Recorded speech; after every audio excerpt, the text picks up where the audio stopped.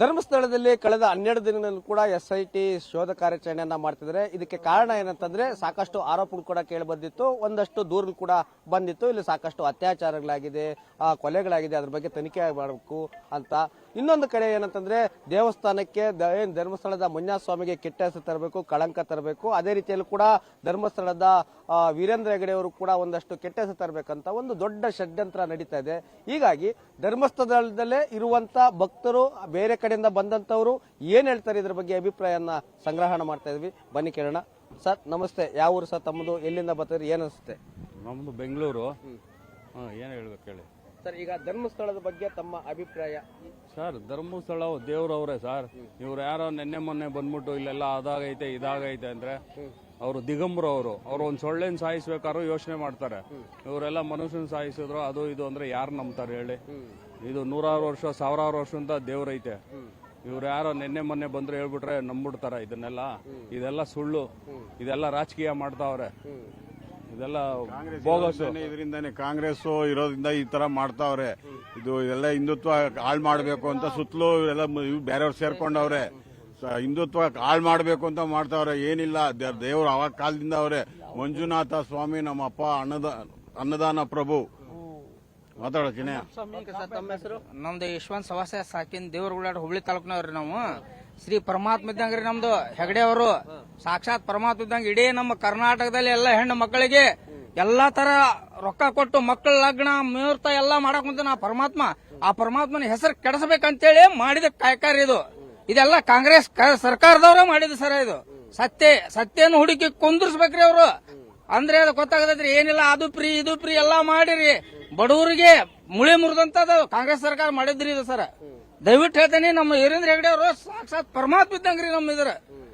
बोलो भारत माता की जय. ಅಂಕಲ್, ಧರ್ಮಸ್ಥಳದ ಬಗ್ಗೆ ತಾವು ಹೇಳೋದಾದ್ರೆ? ನಮ್ಮ ಹೆಸರು ಜಗನ್ನಾಥ್ ಹುಕ್ಕೇರಿ. ಇದು ಇದರಂತ ಪವಿತ್ರ ಸ್ಥಾನ ಮತ್ತೊಂದು ಎಲ್ಲಿ ನೋಡಿಲ್ಲ ಏನು. ಇಲ್ಲಿ ಇದೆಲ್ಲ ಅನುಕೂಲ ಆಗೈತಿ. ಇದು ರಾಜಕೀಯ ಮಂದಿ ಸ್ವಲ್ಪ ಕೈವಾಡ ಐತ್ರಿ ಇದ್ರ, ಅದು ಹೇಳ್ತೇನೆ. ಇಷ್ಟು ಹೇಳ್ತೇನೆ ಸರ್. ಈಗ ಧರ್ಮಸ್ಥಳದ ಬಗ್ಗೆ ಸಾಕಷ್ಟು ಚರ್ಚೆಗಳಾಗ್ತಿದೆ, ತಾವು ಕೂಡ ನೋಡಿರ್ತೀರಾ. ಏನ್ ಹೇಳಕ್ ಇಷ್ಟಪಡ್ತೀರಿ ಸರ್? ಏನ್ ಹೇಳ್ಬೇಕಂದ್ರೆ ನಮ್ಗೆ ಗೊತ್ತಾಗಲ್ಲ ಸರ. ಎಲ್ಲ ಚಲೋ ಐತ್ರಿ, ಅದೇನಿಲ್ರಿ ಅಂತ ಏನು ಅವ್ರದ್ದು ವಿಚಾರದೊಳಗೆ ಎಲ್ಲ ಚಲೋ ಐತ್ರಿ.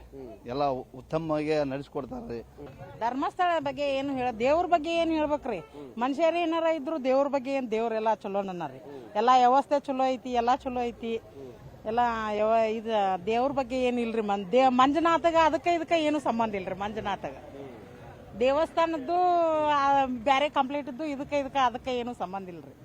ನಡೆದಾಡುವ ದೇವರು ಅಂತ ಸಿದ್ಧಗಂಗಾ ಶ್ರೀಗಳನ್ನ ಕರೀತಾ ಇದ್ರು. ಅದನ್ನ ಹೊರತುಪಡಿಸಿದ್ರೆ ದಕ್ಷಿಣ ಕರ್ನಾಟಕ ಸೇರಿದಂತೆ ಏನು ಕರಾವಳಿ ಭಾಗ, ದಕ್ಷಿಣ ಕನ್ನಡ, ಉಡುಪಿ, ಮಂಗಳೂರು ಈ ಕಡೆ ಎಲ್ಲವರು ಕೂಡ ನಡೆದಾಡುವಂತ ದೇವರು ಯಾರು ಅಂತಂದ್ರೆ ವೀರೇಂದ್ರ ಹೆಗಡೆ ಅವರು ಅಂತಾನು ಕೂಡ ನಂಬುವಂತ ಇದು. ಯಾಕಂದ್ರೆ ಅವರನ್ನೇ ದೇವರಾಗಿ ಕೂಡ ನೋಡ್ತಿದ್ದಾರೆ. ಮತ್ತೆ ಕೇವಲ ಈ ಭಾಗದ ಮಾತ್ರ ಜನ ಅಲ್ಲ, ಭಾರತದ ಮೂಲೆ ಮೂಲೆಗಳಿಂದ ಕೂಡ ಲಕ್ಷಾಂತರ ಭಕ್ತರು ಪ್ರತಿನಿತ್ಯ ಕೂಡ ಬರ್ತಾರೆ, ದರ್ಶನವನ್ನು ಕೂಡ ಮಾಡ್ತಾರೆ. ಇಂತಹವಾದಂತ ಶ್ರೇಷ್ಠವಾದಂತ ಕ್ಷೇತ್ರಕ್ಕೆ ಕಳಂಕ ತರುವುದು ಎಷ್ಟರ ಮಟ್ಟಿಗೆ ಸರಿ? ಅದೇ ರೀತಿಯಲ್ಲೂ ಕೂಡ ಧರ್ಮಸ್ಥಳ ಮಂಜುನಾಥ ಸ್ವಾಮಿಗೆ ಕೆಟ್ಟ ಹೆಸರು ತರುವುದು ಬೇಡ, ಧರ್ಮದ ರಾಜಕೀಯ ಬೇಡ. ಇದು ಏನು ಧರ್ಮ ಮತ್ತೆ ಅಧರ್ಮದ ನಡುವೆ ನಡೀತಿರುವಂತಹ ಯುದ್ಧಕ್ಕೆ ತಾರ್ಕಿಕ ಅಂತ್ಯ ಆಡ್ಲಿ ಅಂತ ಹೇಳ್ಬಿಟ್ಟು ಎಲ್ಲ ಭಕ್ತರು ಕೂಡ ಈಗ ಧರ್ಮಸ್ಥಳದಲ್ಲಿ ನಡೀತಿರುವಂತಹ ವಿಚಾರಕ್ಕೆ ಬೇಸರ ವ್ಯಕ್ತಪಡಿಸಿದ್ದಾರೆ. ಹಾಗಾಗಿ SIT ಅವರು ಆದಷ್ಟು ಬೇಗ ತಾರ್ಕಿಕ ಅಂತ್ಯವನ್ನ ಹಾಡ್ಲಿ.